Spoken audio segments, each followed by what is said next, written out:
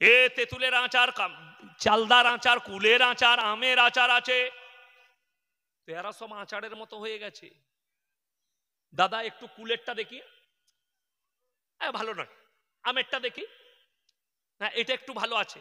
চালদারটা দেখি, ওই রকম। তাহলে আজকে এই ছেলেটাকে চাটছে, কালকে ওই ছেলেটাকে চাটছে। কোন মালটা যে ভালো লাগবে তা জানি। নাউজুবিল্লাহি মিন যালিক। আমার আল্লাহ নিষেধ করলেন, কোরআন শুনেলেন। মুমিনদের আখলাক আল্লাহ যেখানে বর্ণনা করেছেন, মুমিন কারা কি বুঝলেন, তাদের বর্ণনা করতে গিয়ে তাদের আখলাক বয়ান করেছেন আমার আল্লাহ। হে আমার নবী বলো তাদের মারাত্মক আখলাকের দিকটা। কাদ আফলাহাল মুমিনুন আল্লাযীনা হুম ফি সলাতিহিম খাশিউন ওয়াল্লাযীনা হুম আনিল লাগবি মুরিদুন ওয়াল্লাযীনা হুম লিযাকাতি ফাইলুন। তার পরেরটা হচ্ছে ওয়াল্লাযীনা হুম লিফুরুজিহিম হাফিজুন। তারা যেন নিজেদের লজ্জা স্থানে রক্ষণাবেক্ষণ করে, যারা মুমিন হবে। ইল্লা আলা আজওয়াজিহিম আও মা মালাকাত আইমানুহুম ফাইন্নাহুম গায়রু মালুমিন ফামানি তাগা ওয়া যালিকা ফাউলাইকা হুমুল আদুন। তোমরা তোমাদের স্ত্রীর সঙ্গে ভালো ব্যবহার করো। স্ত্রী ছাড়া যদি তোমরা অপরের সঙ্গে পরকিয়া করো, সম্পর্ক রাখো, তোমরা হবে আমার আল্লাহর কাছে সীমা লঙ্ঘনকারী।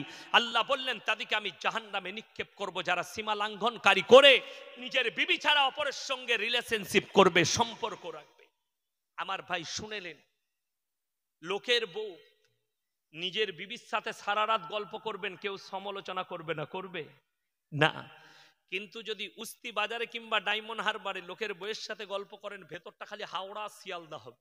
কেউ দেখলে নিকিবে, কেউ দেখছে নিকিবে, একবার ওইদিকে তাকাবে, একবার এইদিকে, আর একটা করে কথা বলবে। তোমার ভয়, বড় কষ্ট লাগে আমার ভাই। না, আজকে বড় কষ্ট এই যে আপনার মালে কেন বরকত হয় না, ব্যবসায় কেন বরকত হয় না? এক নম্বর, বিসমিল্লাহর ইস্তেমাল নেই, আর নবীজির সুন্নত নেই।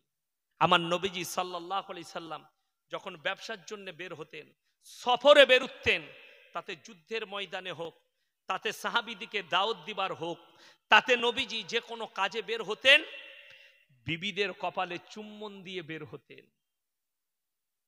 আর আমাদের দেশের ছেলেরা সকালবেলায় বাড়ি থেকে বের হচ্ছে, এই আজকে আলু পোস্ত করবি, আসছি আমি। আজকে মাছ রাঁধবি, অর্ডার দিয়ে চলে গেল, বিবির সঙ্গে মহাব্বতু নেই। আরে কপালে চুম্বন দাও। আমার নবীজি বলছেন, কপালে যখন চুম্বন দিয়ে যাবে, সে সারাদিন যতক্ষণ কাজ করবে স্বামীর কথা মনে পড়বে, আমার স্বামী আমার কপালে চুম্বন দিয়েছে। তোমার বিবি আর পরকীয়ায় জড়িত হবে না, তোমার ভালোবাসায় আর তোমার চুম্বনে। আজকে পুরুষরাও পরকীয়ায় জড়িত হচ্ছে, আর স্বামী তার পরকীয়া দেখে নিজেরাও জড়িত হয়ে যাচ্ছে। ওই মেয়েরাও জাহান্নামী যারা স্বামী ছাড়া অপরের সঙ্গে পরকীয়া করে। ওই মেয়েরা, ওই পুরুষরাও জাহান্নামী স্ত্রী ছাড়া যারা অপরের সঙ্গে পরকীয়া করে। নিজেদিকে বাঁচান, কমকে বাঁচান।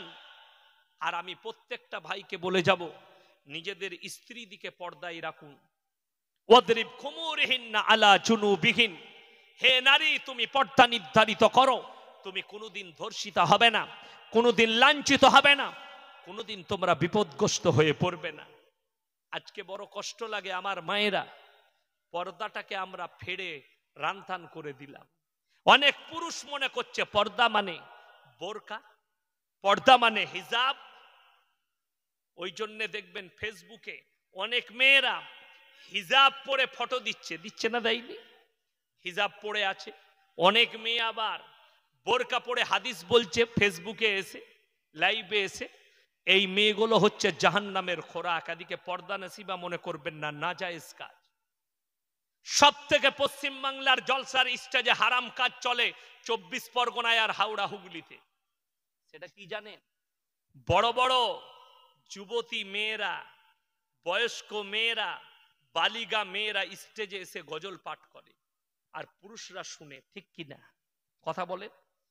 কোন মুফতির কাছে ফতোয়া নেন এটা জায়েজ কিনা? নাবালিগা হলে অসুবিধা নাই। কি বললাম? নাবালিগা মানে হচ্ছে মাসুম, নাবালক মানে হচ্ছে মাসুম। নাবালিগা হলে জায়েজ আছে, 10 বছরের নিচের বাচ্চা হলে জায়েজ আছে। কিন্তু যখনই সে বালিগা হবে, বালিগা মানে 12 বছর। কত বললাম? 12 বছর, 18 নয়। 18টা সরকারের নিয়ম। সরকার বলেছে জিনা করার লাইন দিলাম 18 করেছি, তার মধ্যেখানে জটা ছেলে নামাবি নামা। কথা বুঝতে পারেননি? আমাদের দেশের অনেক বাবারা উপযুক্ত বয়সে মেয়ের বিয়ে দেয় না। আমার মেয়ে কলেজে পড়ছে, কি হয়েছে, তোমার মেয়ের বিয়ে দিয়ে দাও। বিবাহ হচ্ছে অর্ধেক ঈমান। বিবাহ কি বললাম? অর্ধেক ঈমান। যখনই বিয়ে হয়ে যাবে, শুনেলেন কতগুলো পাপ থেকে বাঁচবে। চোখের জিনা থেকে বেঁচে যাবে, অন্তরের নফসের পাপ থেকে জিনা থেকে বাঁচবে, হাতের জিনা থেকে বাঁচবে, কানের জিনা থেকে বাঁচবে, জুবানের জিনা থেকে বেঁচে যাবে, এতগুলো পাপ থেকে বাঁচবে। আমার ভাই, ওই জন্য সকলকে বলবো, আপনারা নিয়ত করলেন আজ থেকে আমরা আমাদের মা বোনকে পর্দার মধ্যে নিয়ে আসবো। জোরে বলুন ইনশাআল্লাহ। পর্দা মানে হচ্ছে বাড়ির চার দেওয়ালি। ইসলামে মেয়েদের গলার আওয়াজটাও, বালিগ মেয়ের গলার আওয়াজটাও পর্দা করতে বলেছে। গলার আওয়াজ আমি কেন বুক ফুলিয়ে বলছি শুনেলেন? আমার ঠিকানা চাইবেন দিয়ে দেবো। আমার বাজারে আপনারা বুঝতেই পাচ্ছেন, ফেসবুকে আপনারা আমাকে এমনি দেখেননি, আমাকে সবাই ফেসবুক আর ইউটিউবে দেখেছেন, ঠিক কি না? এ কথা বলতে পারছি না? আপনারা আমাকে কোথায় দেখেছেন? ডাইরেক্ট দেখেছেন কোথাও? আমাকে ইউটিউবে ফেসবুকে সবাই চিনেছে, তবেই দাওয়াত দিয়েছে, নাইলে আমাকে চিনলে কি করে? আমার এলাকার লোকও চিনে। জান, আমার বাজারের নাম গলসি, একবারই দিল্লি রোডের ওপরে পড়বে। কোনা এক্সপ্রেস থেকে চাপবেন, একবারই দিল্লি রোড ডানকুনি পার হয়ে পাক্কা 130 কিলোমিটার যাবেন আর আমার বাজার পড়বে গলসি বাজার। ওই বাজারে কয়েকশো মুসলিম দোকান আছে। একটা দোকানই যদি বলতে পারে ইয়াসিন সাহেবের স্ত্রী একটা রুমাল কিনেছে, রুমাল দোকানে বসে তার জুতোর মালা পরবে। আমার স্ত্রী বিয়ে ঘরেও খেতে যায় না, নিজের আত্মীয়র বিয়েতেও আমি পাঠাই না। আমাকে যে দাওয়াত দিতে আসে আমি বলি আমি যাব, হক আদায় করে আসব। আমি ওই বইটা পড়িনি, আমার স্ত্রী যাবে। আমাদের দেশ তো বিয়েতে স্টেজ হচ্ছে, স্টেজে দুটো চেয়ার লাগিয়ে এক পাশে জামাই আর এক পাশে বউ, ঠিক কি না? প্যান্ডেলে মানে আমার বউটা সরকারি বউ, সবাই দেখ। প্যান্ডেলে খেতে আসবে কত মানুষ, কত যুবক, আর প্যান্ডেলে ঢুকেই বলবে দেখবে মালটা কেমন পেয়েছে, কত ভালো লাগবে। তোর বইয়ের জন্য কমেন্ট করবে, নাউজবিল্লাহ। এই পাপের জন্য দায়ী হচ্ছ তুমি, এই পাপের জন্য দায়ী সেই যুবকরা নয়, তুমি দায়ী। যেহেতু স্ত্রী হচ্ছে লুকানোর জিনিস, স্ত্রী প্রকাশ করার জিনিস নয়। ওই জন্য আমি প্রত্যেকটা ভাইকে, যুবককে বলে যাব, বন্ধুত্বটা চায়ের দোকানে শেষ করো, বন্ধুত্বটা খেলার মাঠে শেষ করো, বন্ধুত্বটা স্কুল কলেজে শেষ করো। বন্ধুত্বটা যদি তোমার বিছানায় যায়, তোমার পালঙে যায়, তোমার বিবির টেবিলে যায়, তা তোমার বিবি পরকীয়ায় জড়িত হবে। আমাকে যদি বলেন ইয়াসিন ভাই আপনাকে খুব ভালোবাসি, আমার সঙ্গে বন্ধুত্ব হয়, তোমার বাড়িতে দাওয়াত দাও।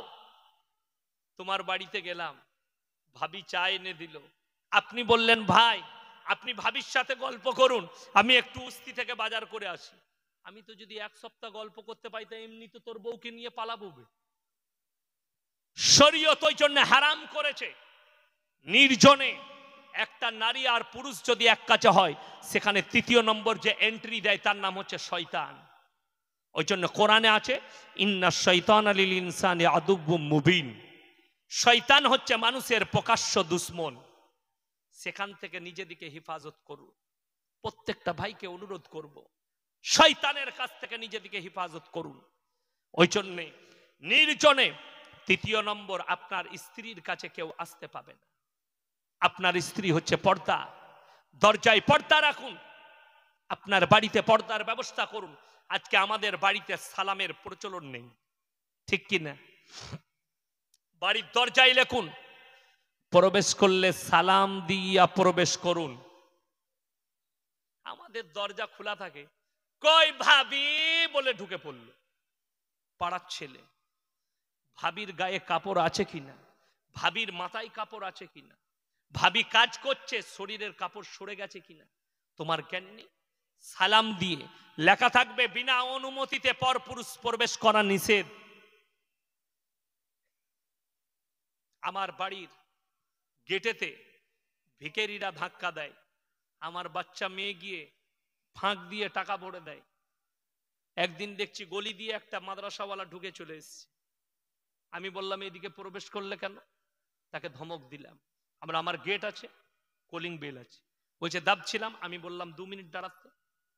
প্রবেশ করলে কেন? কে অনুমতি দিল তোমাকে? তোমার জানা নেই পর্দা সম্পর্কে? তুমি মাদ্রাসায় থাকো, কি করো তুমি? বলে আমি সাধারণ লোক, আদায় করি।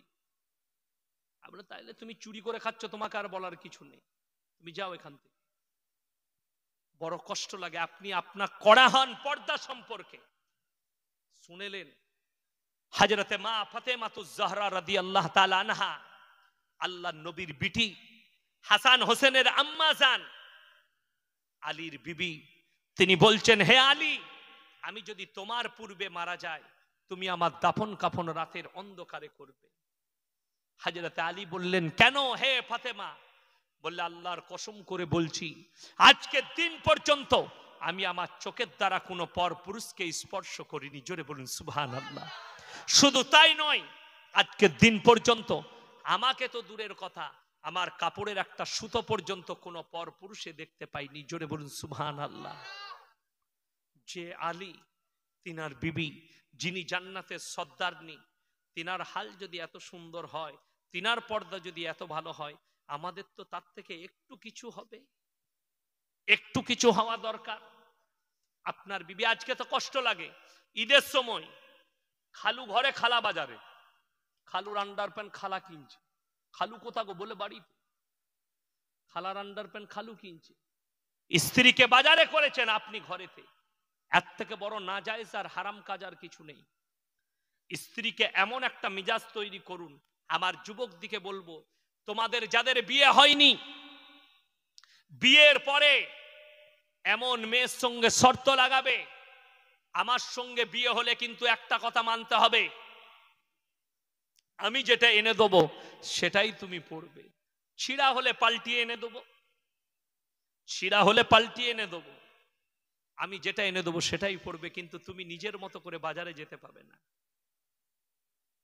এই শর্ত লাগিয়ে বিয়ে করো, তোমাদের জীবন সুখী হবে, তোমাদের স্ত্রীরা জান্নাতি হবে, তবে তোমরা সাথে করে স্ত্রীকে জান্নাতে নিয়ে যেতে পারবে। আর সেই মানুষের জীবনটা সফল, সেই মুমিনের জীবনটা সফল, যে নিজের বিবিকে মুমিনা করে নিজে জান্নাতে গিয়েছে, নিজের স্ত্রীকেও জান্নাতের উত্তর অধিকারী করতে পেরেছে, তবে সফল হবে। তোমার স্ত্রীকে বিয়ের পরে, আমাদের দেশের নিয়ম আছে, যখন মেয়ে দেখতে যায় তখন লোকে কি বলে? আসসালামু আলাইকুম। মেয়েরা সালাম দেয় না? শ্বশুর এসে দেখে, শ্বশুর আসে, বুনাই আসে দেখতে, দেখার পরে সালাম দেয়। প্রথমেই আমাদের সাধারণ লোকরা কি জিজ্ঞেস করে? মা কোরআন জানো? জি। মা নামাজ পড়ো? জি। আর ছেলে তো বিয়ের দিন ঠিক হলে সেই দিনে আব্দুল কাদের জিলানি হয়ে যায়। সে আর জীবনে এমন নামাজ পড়বে, যারা দেখতে আসে তারা মনে মনে করে ও বিরাট পরেশগার। আমাদের দেশে একটা ভালো নিয়ম আছে, যখন দেখবেন বিয়ে করতে যায়, যখনই গ্রামে ঢুকবে, প্রথমেই ঢুকে বলে মসজিদটা কোথা গো? মসজিদে গিয়ে প্রথমেই 2 রাকাত নফল নামাজ পড়ে। পড়ে না? পড়ে না। বিয়ে করতে এসেছে, গ্রামের মানুষরা মনে করে আল্লাহ কি পরেশগার জামাইবে। আর যখন মসজিদে জোহরের আজান হচ্ছে, হারাম করে গাছতলায় সিগারেট টানছে, বলে আর নামাজ পড়বি না? বলে আবার কি হয়ে গেল, তো পড়লাম তো 2 রাকাত। এই তো হচ্ছে নামাজের হাল। তাহলে কি করে সমাজ পরিবর্তন হবে? আমার ভাই, না, তুমি নামাজ বিয়ে করতে গেছো, নামাজ আদায় করো, 5 ওয়াক্তের নামাজ। মায়েরা শর্ত রাখো, যে যুবকরা দাড়ি রাখবে আর 5 ওয়াক্তের নামাজি হবে, তাদেরকেই আমরা বিবাহ করব, তোমার জীবন সুখী হবে। যুবকরা শর্ত রাখো, সেই মেয়েটা 5 ওয়াক্তের নামাজি হবে, তবেই তারা আমাদের স্ত্রী হবে, তবেই তাকে বিবাহ করব। এই শর্ত রাখো। আমরা শর্ত রাখতে পারি না কেন? যদি একটু মেয়েটা দেখতে সুন্দর হয়, হ্যাঁ আমার পছন্দ, হ্যাঁ বলো ঠিক আছে। মেয়ের চরিত্র কি, মেয়ে কেমন, এটা দেখো আগে, খোঁজ লাও। ও দেখতে ভালো হলেই তখন বুনাইকে কুনো মারবে, হ্যাঁ দারুণ, অসুবিধা নাই, চালিয়ে দাও। দারুণ দেখতে মানে চালিয়ে দাও, তার আখলাক, তার চরিত্র, তার বায়োডাটা লাও। আমি বলছি এখন তো যা পরিস্থিতি এসছে, খুব সাবধানে পা বাড়াতে হবে। বাপ মায়ের চাপে অনেক মেয়েরা বিয়ে করে নিচ্ছে, সেই নারী দিকে বলবো খবরদার, একটা পুরুষের একটা যুবকের জীবনকে নিয়ে খেলা করো না। তোমার জীবনে যদি প্রেম থাকে আর রিলেশনশিপ থাকে, তুমি তোমার পরিবারকে জানাও আমি ওই ছেলের সাথে সুখী হতে পারবো না, আমি ওই যুবককে চাই। তোমার মা বাপ যদি ইচ্ছা করে সেই যুবকের সাথে বিয়ে করবে। এখন অনেক মেয়ে মুখ বন্ধ করে রেখে বিয়ে করে নিচ্ছে, আর সেই যুবকের জীবনের সঙ্গে খেলা করছে, না তাকে স্পর্শ করতে দেয়। সুযোগ পেলি সেই পুরনো প্রেমিকের সাথে পালিয়ে গেল, এই ছেলেটার জীবনকে পণ্য করে দিয়ে। কে বলল তোমাকে বিবাহ করতে? আর মা বাপকে বলবো শোনো, তোমার মেয়ে যদি প্রেমে লিপ্ত হয়, তোমার মেয়ে যদি কোনো ছেলের সঙ্গে পালিয়ে যায়, সেই যুবকের সাথে বিয়ে দাও, তোমরা অন্য ছেলের জীবন বরবাদ করতে যেও না। অনেক মা বাপ, নিষ্ঠুর মা বাপ, তার কাছ থেকে কেড়ে নিয়ে এসে অন্য পুরুষের সঙ্গে বিয়ে দেয়। তারা তাদের সেই ছেলেটার জীবনের সঙ্গে খেলা করলো। খেলা মানে সে কোনোদিন দাম্পত্য জীবন তার সুখী হবে না, যেহেতু তার হৃদয়ে একজন আছে আর একজন তার পাশে আছে। দুনিয়ার পরম্পরা পাল্টিয়ে গেছে। ওই জন্য আপনার মেয়েকে শুধু দুনিয়াবি শিক্ষা নয়, তার সঙ্গে সঙ্গে ইসলামী কালচার এবং আখলাক চরিত্র দেন। যারা মা আছেন তারা ভালো করে শুনেলেন, মায়েদের কর্তব্য হচ্ছে, স্ত্রীর কর্তব্য হচ্ছে সন্তানকে ভালো শিক্ষা দেওয়া, ছোট থেকে ভালো শিক্ষা দেওয়া। একটা বেজে গেল, বক্তা নিয়ে আসো।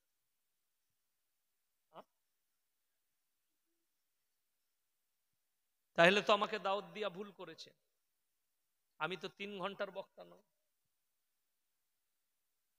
আমাকে দাওয়াত দিবেন না। কে বললো 3 ঘন্টা বলবো? আমার সাথে কথা বলতে হতো, আমি 2 ঘন্টার 1 মিনিট বেশি বলি না, আমি 3 ঘন্টার বক্তা নয়। বড় দুঃখের বিষয়, মোটেই 3 ঘন্টার নয়। কে 4 ঘন্টা 3 ঘন্টা বলবে জানি না, বক্তা আনতে হবে। আমি খুব জোর 10 মিনিট বলবো, 15 মিনিট বলবো। আমার ভাই, একটা কথা মাথায় সবাই রাখবেন, যে আমরা যে পথটা চলবো সেটা ইহদিনাস সিরাতাল মুস্তাকিমের পথ কিনা, এটা আপনি ভাববেন। ইহদিনাস সিরাতাল মুস্তাকিমের পথ হতে হবে, তার বাইরেওয়ালা পথ হলে চলবে না, বেলাইন হলে চলবে না। আজকে ইহুদি নাসারাদের কালচারকে সমাজ নিজেদের কালচার ভেবে নিয়েছে, পশ্চিমী দুনিয়ার কালচারকে নিজেদের কালচার ভেবে নিয়েছে। পশ্চিমী দুনিয়ার কালচারটা আপনার কালচার নয়, পশ্চিমী দুনিয়ার কালচারটা আপনার কালচার নয়। আপনার কালচার হচ্ছে আল্লাহর হাবিব সাল্লাল্লাহু আলাইহি সাল্লামের আখলাক চরিত্র, কালচারটা হচ্ছে আপনার কালচার। বেঈমান কাফেরের কালচার আপনার কালচার নয়। আজকে মুসলমান ইহুদি নাসারাদের কালচার, কোরআনে আছে গায়রিল মাগজুবি আলাইহিম ওয়ালাদ-দাল্লিন। মাগজুম মানে ইহুদি, আর দাল্লিন মানে হচ্ছে নাসারা। এই দুটো দলই পদভ্রষ্ট, এবং এদের যারা অনুসারী হবে তারাও পদভ্রষ্ট হয়ে যাবে, এটা মাথায় রাখবেন। এদের অনুসারী হওয়া যাবে না। পশ্চিম দিকে সূর্য ডুবে, পশ্চিম দিকে সূর্য উঠে না। বিসমিল্লাহ, মাথায় রাখবেন, যেদিনে পশ্চিম দিকে সূর্য উঠবে সেদিনে কিয়ামত শুরু হয়ে যাবে। পশ্চিম কত খারাপ বুঝতে পাচ্ছেন? পশ্চিমী দুনিয়া, America, London, Britain, Japan, German, এদের আখলাক চরিত্র এত খারাপ, এদের দিকে যারা ফলো করবে, এদিকে যারা ফলো করে চলবে, তারা কখনো জান্নাতের উত্তর অধিকারী হতে পাবে না। এদের কাছে নাসা আছে, এদের কাছে প্রযুক্তি আছে, এদের কাছে ফিলোসফি আছে, এদের কাছে সব পাবেন, বৈজ্ঞানিক যুক্তি পাবেন, বিজ্ঞান পাবেন, সব পাবেন। আল্লাহর কসম জান্নাত ওদের কাছে পাবেন না। জান্নাত যদি পেতে হয় একমাত্র কোরআন, নবীজি সাল্লাল্লাহু আলাইহি সাল্লামের হাদিস, আখলাক, চরিত্র, আল্লাহর রাস্তায় একমাত্র আপনি জান্নাত খুঁজে পাবেন। আর দুনিয়া সম্পর্কে আমার আল্লাহ বলেছেন, ওয়ামাল হায়াতুদ দুনিয়া ইল্লা মাতাউল গুরুর, তোমাদের জন্য এই দুনিয়াটা সম্পূর্ণ ধোঁকা। আপনি ধোঁকায় বসে আছেন। আপনি যেদিনে মরে যাবেন আপনার ধোঁকা কেটে যাবে। যেদিনে আপনার দুনিয়া শেষ সেদিনে আপনার ধোঁকা শেষ হয়ে যাবে। আপনি পরকালের জগতে ঢুকে পড়বেন, আর আপনি তখন বুঝতে পারবেন আমি কোন জগতে প্রবেশ করেছি, কোন জগতে হাজির হয়েছি, তখন আপনি বুঝতে পারবেন। আমার ভাই, ইসলাম এত সহজ নয়। আজকে আপনি যদি লক্ষ্য করেন যে আমেরিকাকে যারা ফলো করে, আমেরিকার মেয়েরা কুকুরের সঙ্গে জিনা করে, মায়ের সঙ্গে জিনা করে, ভাইয়ের সঙ্গে জিনা করে, ব্রিটিশ সঙ্গে জিনা করে। লন্ডন, আমেরিকা, ব্রিটেন, জাপান, জার্মানের মানুষ তারা কুকুরের থেকেও খারাপ। তাদের আখলাক, চরিত্র, তাদের উঠা বসা, তারা কুকুরের ন্যায়। তাদের কাছে খালি শিক্ষাটা পাবেন, শিক্ষিত হলেই হলে না, আদর্শ থাকতে হবে। আমার নবীজি সাল্লাল্লাহু আলাইহি সাল্লাম আদর্শ দিয়েছিলেন শিক্ষার সাথে সাথে।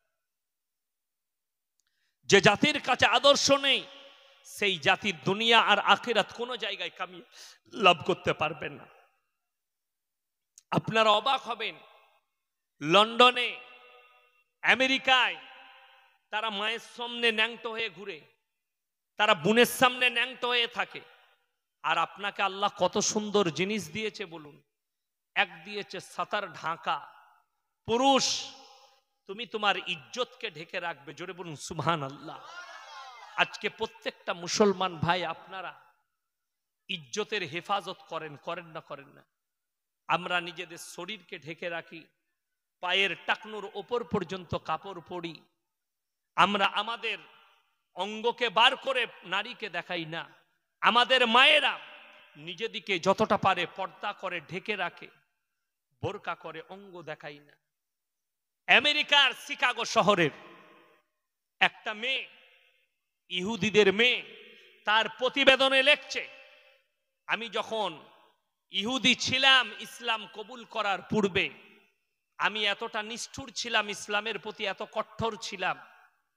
ইসলামের যে উলামারা, আলেমরা, তাদের উপরে আমি বিদ্বেষী মনোভাব রাখতাম একটাই কারণে, তারা পর্দার কথা বলতো। আমি মনে করতাম নারীকে ঢাকার কথা বললে, নারীকে পর্দার কথা বলা মানে নারীকে বঞ্চিত করে দিয়া, নারীকে ঘেরাটোপে বন্দি করে দেওয়া ভাবতাম। আমি লক্ষ্য করলাম, পরীক্ষা করে দেখি মৌলবীরা পর্দার ওপরে কোরআন এতটা কেন তাকিদ দিয়েছে একটা নারীকে ঢাকার ব্যাপারে। নবীজি সাল্লাল্লাহু আলাইহি সাল্লাম পর্দার ব্যাপারে এত কিছু বলেছেন কেন, উলামারা এত কেন তাকিদ দেয়।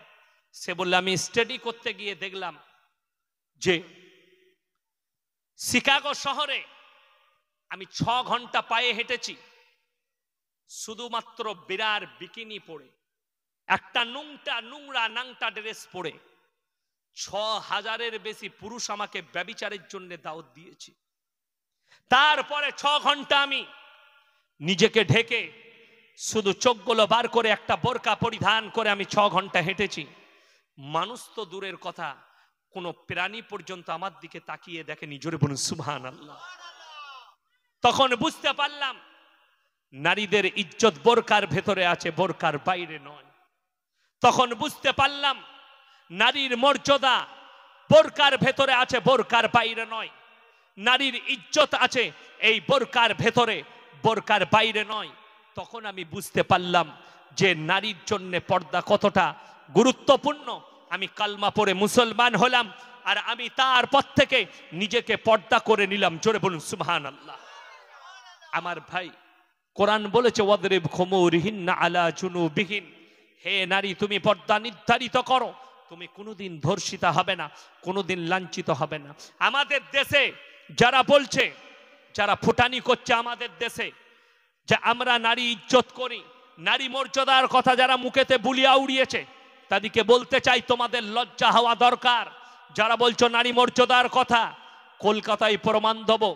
আমাদের দেশের যে আর্টিস্টরা বড় বড় কথা বলে নারী মর্যাদার কথা, ধর্ষণ হলে যারা আওয়াজ তুলে তাদেরকে বলি, শোনো তোমরা কত বড় বেশারাম, তোমরা কত বড় লীলজ্জা। আমাদের দেশে যখন কোনো ফিল্ম রিলিজ হয়, হয় না হয় না? কথা বলেন, ফিল্ম রিলিজ হয় না? হয়েছে। সেই ফিল্মে আপনারা দেখেছেন পাঠান, পাঠান বলে একটা মুভি নিয়ে বহুত তোলপাড় হয়েছে, হয়েছে না হয়নি? শাহরুখ খানের লড়াই হয়েছে কি নিয়ে? সেখান থেকেই দলিলটা দিচ্ছি এই বেশরমদের কথা। খুব সাবধান, এদের কাছ থেকে আপনারা কিছুই পাবেন না নোংরামি ছাড়া। সেখানে পোস্টার যেটা ছেপেছে, শাহরুখ খান একটা ফুল প্যান্ট পরে আছে, ঠিক কি না? কথা বলেন। শাহরুখ খানের ড্রেস হচ্ছে ফুল প্যান্ট, ফুল হাত, আর সেখানে নায়িকাটা পরে আছে বিকিনি, একটা নাংটা ড্রেস, উলঙ্গ। যাকে ঢাকা দরকার তাকে এই হারামখোররা ন্যাংটো করে দিয়েছে। আর যার হুঁটোটা বেরিয়ে গেলে দোষ হতো না, সে হারামখোর নিজেকে ঢেকে রেখেছে। এরা বলছে নারীকে সম্মান করি। শোনো, নারীর ইজ্জত যদি পেতে চাও একমাত্র আল্লাহর কসম ইসলামে পাবে, তাছাড়া কোথাও পাবে না। আমাদের দেশে আইপিএল খেলা হয়, কোন প্লেয়ার 6 মারলে 4টা অর্ধ উলঙ্গ নারী ড্যান্স করে, স্টেডিয়ামের করে। 6 মারলে ড্যান্স করে, 4 মারলে ড্যান্স করে, উইকেট পড়ে গেলে ড্যান্স করে। এরা বলছে নারী মর্যাদার কথা। না, এরা কখনো নারী মর্যাদার লয়, এরা নারী শরীরের পিপাসু। একটা সাধারণ ছেলে, গরিবের ছেলে, একটা মাতাল রাস্তায় ধর্ষণ করলে ধরা পড়ে যায়, তার জেল জরিমানা হয়। আর আপনার জানা নেই, আমাদের দেশের যতগুলো 5 স্টার হোটেল আছে, যতগুলো বার আছে, হাজার হাজার মেয়ে প্রত্যেক দিন ধর্ষিতা হয়, নিজেদের ইজ্জতকে লুটায়। ভারতের যতগুলো পতিতালয় আছে, কলকাতার সোনাগাছি থেকে বর্ধমানের পতিতালয়, আসানসোলের নিয়ামত থেকে দিল্লির পতিতালয়, বোম্বের পতিতালয় থেকে যতগুলো পতিতালয় আছে, আমি দাওয়াত দিতে চাই আমার পশ্চিমবাংলার কলকাতায়, আসানসোলে, বর্তমানে বহরমপুরে যতগুলো পতিতালয়ের মুসলমান নারী আছো, সোনাগাছিতে যতগুলো মুসলমান মেয়ে নিজের দেহ ব্যবসা করছো, তাদেরকে দাওয়াত দিচ্ছি, তোমাদের যদি রাস্তা না থাকে আমাদের মতো মৌলবীর সঙ্গে যোগাযোগ করো, তোমাদেরকে জান্নাতের রাস্তা দেখাবো, জাহান্নামের নয়। তোমরা যেখানে আছো ওটা জাহান্নামের রাস্তার উপরে দাঁড়িয়ে আছো, তোমরা জাহান্নামের আগুনের উপরে দাঁড়িয়ে আছো। তোমরা এই ব্যভিচার ছেড়ে বেরিয়ে এসো। তোমরা যদি বলো আমরা হালাল পথ চাই, আমাদের মতো মৌলবী তোমাদেরকে হালাল পথ দেখাবে, দিনের পথে ফিরিয়ে এসো। ডাল আলু খাবে, আল্লাহর কসম জান্নাত পাবে। আর তোমরা যে জায়গায় দাঁড়িয়ে আছো, মুরগা মুসাল্লাম পাবে, বিরিয়ানি পাবে, আতর পাবে, খুশবু পাবে, মদ পাবে, গান বাজনা পাবে। আল্লাহর কসম কিয়ামতের দিনে জাহান্নামের উত্তর অধিকারী হবে। আমি ওই জন্য প্রত্যেকটা পতিতালয়ে নারীদিকে দাওয়াত দিচ্ছি, এসো আমাদের মতো মৌলবীর সঙ্গে দেখা করো। আমাদের সরকার বলছে ধর্ষণ করলে জেল যেতে হবে, ধর্ষণ করলে জেল যেতে হয়।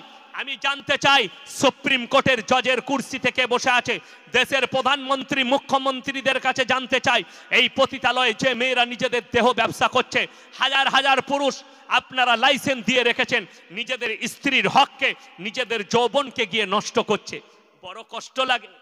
পতিতালয়ের বাইরে দিয়ে আছে লাইসেন্সধারী, প্রবেশ করলে তোমাকে কেউ অ্যারেস্ট করবে না, কিন্তু যখন বেরিয়ে আসবে তখন তোমাকে ধরে বলবে 500 টাকা দে। কষ্ট লাগে, দুঃখ লাগে। কেন বলছি?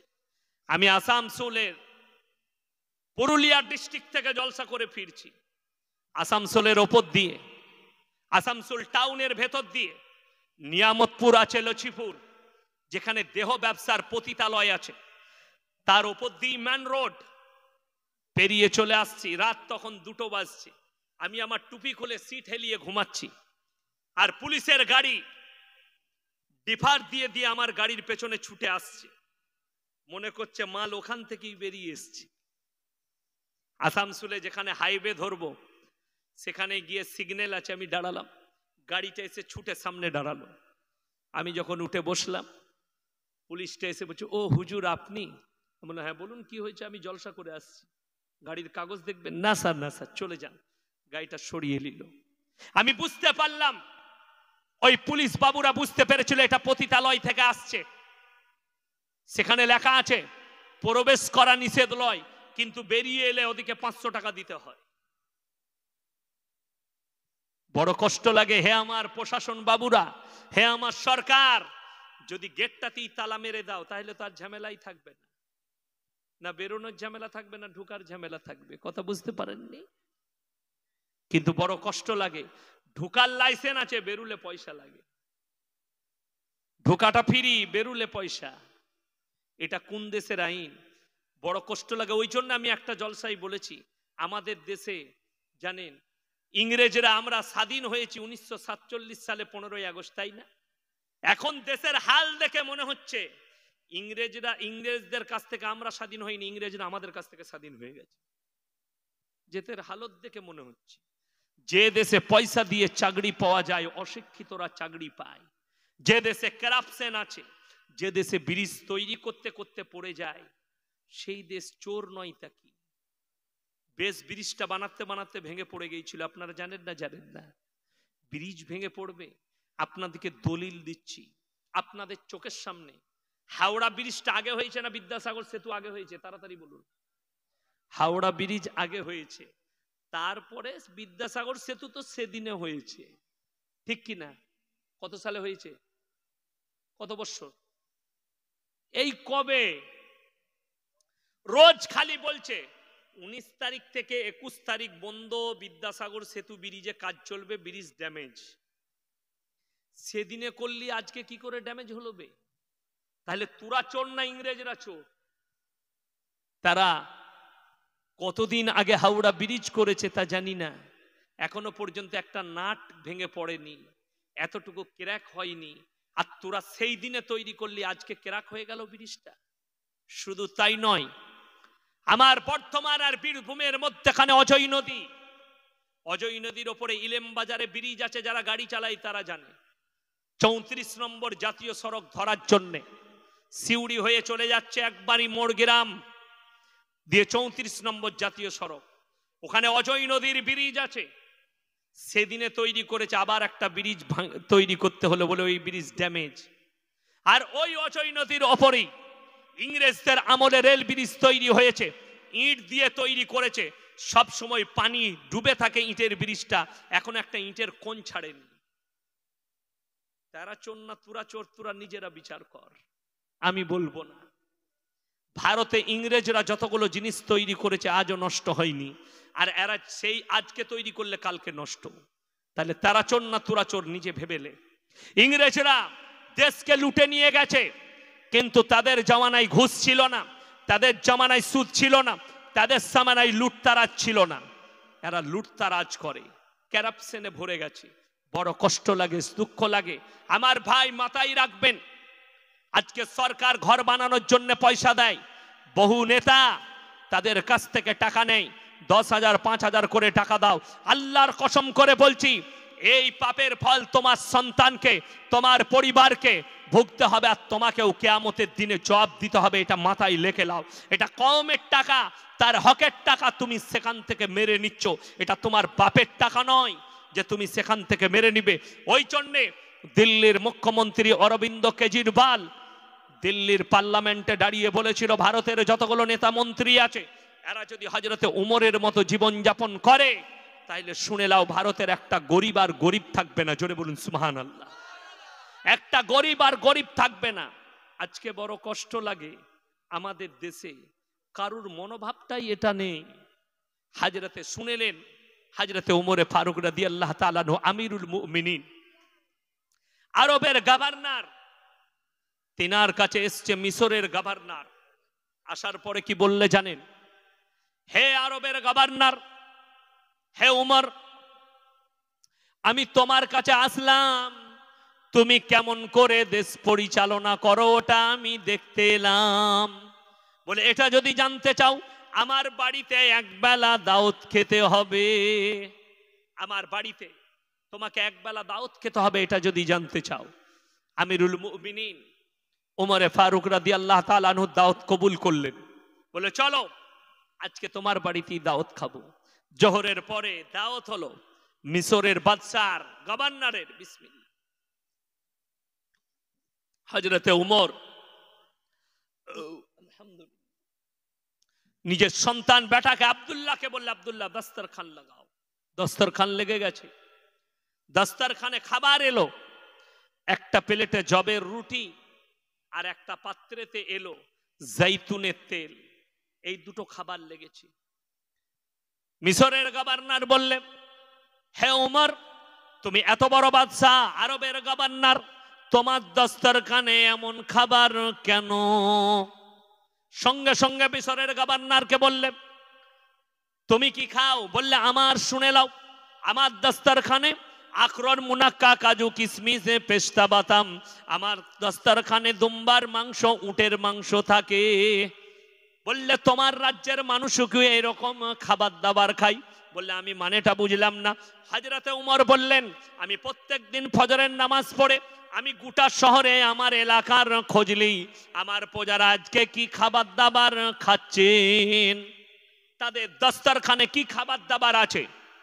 সবারই খাবারের দস্তরখানে আজকে বেশিরভাগ আমার প্রজাদের দস্তরখানে যে খাবারটা আছে সেটা শুনে নাও কি আছে।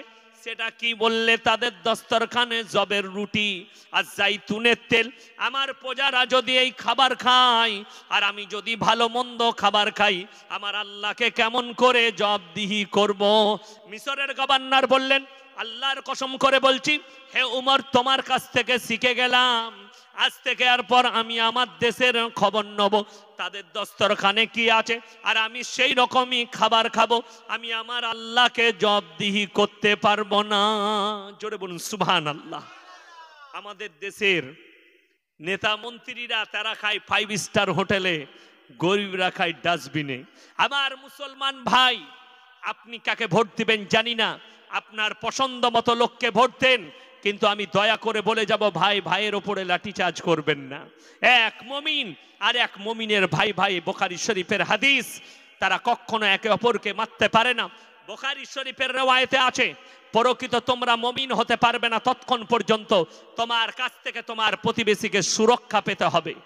নেতা হও, মন্ত্রী হও, নিজের আল্লাহকে ভুলো না। একে অপরকে তোমরা মিল মহব্বত, প্রেম প্রীতি, ভালোবাসা, ভ্রাতৃত্বের সঙ্গে চলো। বড় কষ্ট লাগে, মুসলমান পাড়ায় পাড়ায় বোম মারামারি করে, লাঠি নিয়ে মারামারি করে, আর ওই নেতা মন্ত্রীরা এক টেবিলে বসে অ্যাসেম্বলিতে খায়। তুমি জানো না? খোঁজ লাও, পার্লামেন্টে গিয়ে আমাদের দেশের এমপি আর বিজেপির এমপি আর কংগ্রেসের এমপি আর অমুকের এমপি, এরা এক টেবিলে হাসি খুশি করে খায়, আর তাদের লেগে তোমরা মারামারি করো। মারামারি করো না তোমরা ভোটে। তুমি দেখো, তুমি বলো তোমার এমএলএ কে, আমার পাড়ায় বোম মারামারি চলছে, স্যার আপনি একটু বোমের থলিটা নিয়ে আসুন, তোমার মুখে পেশাব করবে, সে মুতে দিবে, সালা বোঝ, তোরা বুঝে নিগা, আমাকে ডাকবি না, তোমাকে পাত্তাই দিবে না। তার লেগে মারামারি করো না আমার ভাই। যাকে ভালো লাগে আপনার পছন্দ মতো লোককে ভোট দেন, নিষেধ নেই, আপনার যাকে পছন্দ লাগে ভোট দেন, কিন্তু শুনে নেন, আপনি আগে লক্ষ্য করবেন ইসলামের জন্য ক্ষতিকারক কোনটা। তোমার দিনের ক্ষতি কে করতে চায় তার কাছ থেকে নিজেকে বাঁচাবে। তোমার কোরআনের বিপক্ষে কে যায়, তোমার ইসলামের বিরুদ্ধে কে যাচ্ছে, তার কাছ থেকে নিজেকে অ্যাভয়েড করবে। আর যারা তার পক্ষে দিবে, আল্লাহর কসম, যার সঙ্গে যার মহাব্বত তার সঙ্গে তার কিয়ামত, বুখারী শরীফের হাদিস, তুমি ফেরে পড়বে। ওই জন্যে আমার ভাই, আল্লাহ তাআলা আমাদের সকলকে কবুল করুক, আজকের রাত্রিকে কবুল করুক, আজকের জালসাকে কবুল করুক। যে যুবক ভাইয়েরা জালসা দিয়েছেন, আল্লাহ সকলের জানে মালে ইজ্জতে আল্লাহ বরকত দেখ, সকলের কারোবারে বরকত দেখ। আপনারা আমার জন্য দোয়া করবেন, আমি আপনাদের জন্য দোয়া করি। ওয়ামা আলাইনা ইল্লাল বালাগ।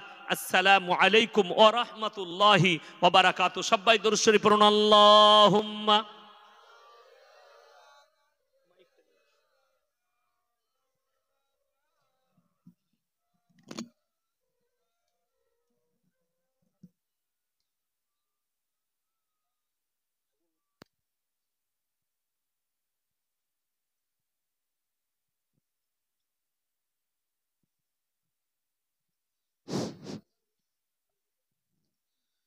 আমাদের সামনে এখন